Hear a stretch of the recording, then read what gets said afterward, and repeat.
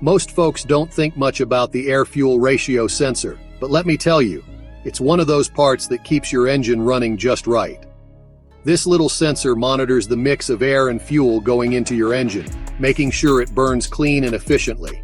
A bad sensor can cause your engine to run too rich or too lean, which can lead to carbon buildup, rough idling, or increased emissions.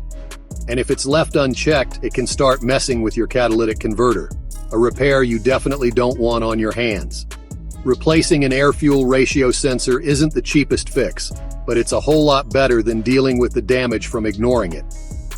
Let's take a look at how to spot a failing sensor and what it'll cost to get it replaced.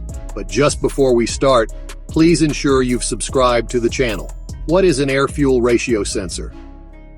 The air-fuel ratio sensor is a small but critical piece of your engine's puzzle. Its job? Keeping tabs on the oxygen levels in your exhaust and sending that information straight to the ECU, the car's central brain. That data helps the engine decide whether to run lean, rich, or somewhere in between, fine-tuning things for efficiency or even performance if your vehicle has the right settings. The engineers who built your engine designed it to operate at an ideal air-fuel mix, and when that balance gets thrown off, trouble starts brewing. If the ratio drifts too far in either direction, the sensor signals the ECU to light up the check engine warning, effectively putting the engine into a restricted mode to prevent damage. That might feel like an overreaction, but it beats the alternative, driving until something breaks for good. Catching a bad sensor early keeps the car running smooth and saves you from costly repairs down the line. Air-fuel sensor versus oxygen sensor. Both sensors do the same general job, monitoring oxygen levels to keep your engine running efficiently. But the air-fuel ratio sensor has a much wider range of measurement than a conventional O2 sensor. That's why it's sometimes called a wideband O2 sensor instead. If tuning is on your mind, a wideband O2 sensor is worth looking into. It provides far more precise data, which can be displayed on an aftermarket air-fuel ratio gauge mounted inside your car. The more detailed the information, the better you can fine-tune performance, squeezing out every bit of power your engine has to offer. A proper setup means better fuel control, stronger response, and a ride that feels just right. Now, let's talk about symptoms. Rough idling.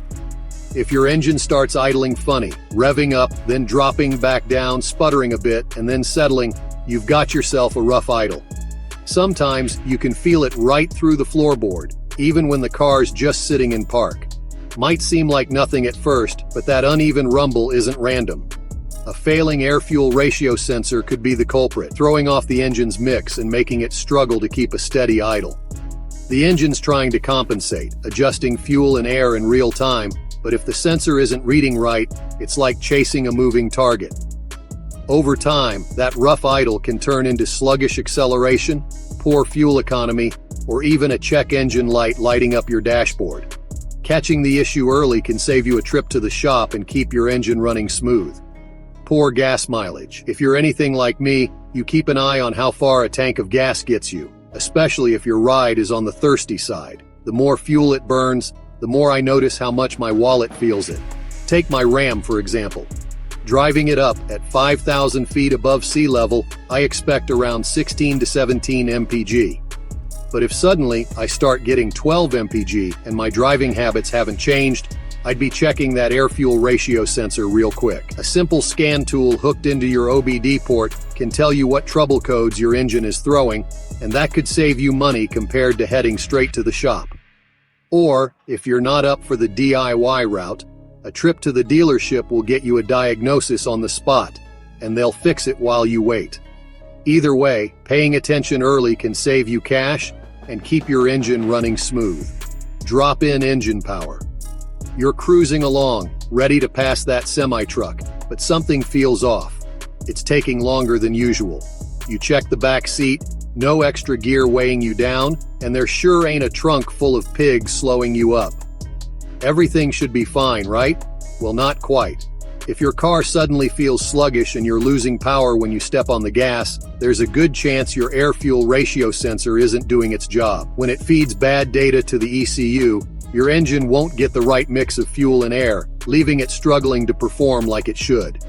Best thing to do? Get it checked out before it turns into a bigger issue. It's a simple fix, and catching it early keeps your car running strong without burning extra fuel or putting unnecessary strain on the engine. Engine pinging. If your engine starts rattling when you hit the gas, something like a metallic pinging sound, it could be a sign that your air-fuel ratio sensor is on its way out. That sound, often called spark knock, happens when combustion isn't firing quite right. Instead of a clean burn, the mix is off and your engine struggles to run efficiently. When there's not enough air or too much fuel in the mix, combustion can become incomplete, leading to poor performance and higher emissions. That extra unburned fuel doesn't just disappear. It turns into nasty exhaust gases that nobody wants to breathe in. If you're noticing a strange knock when accelerating, checking the air-fuel sensor could save you from bigger engine troubles down the road. Increased exhaust emissions. If your car starts puffing out more smoke than usual when you fire it up, or if there's a noticeable change in the exhaust smell, that's a sign something's off. A faulty air-fuel ratio sensor could be messing with the combustion, leading to an incomplete burn. Best thing to do?